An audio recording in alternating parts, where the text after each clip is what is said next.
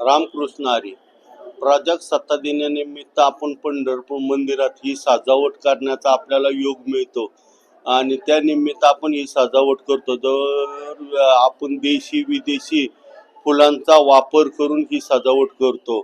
झेंडू असन, कामिनी असन, शेवंती असन, अशा विविध फुलांचा वापर करून ही सजावट जवळजवळ 1.5 टन फुलांचा वापर करून ही सजावट केलेली आहे.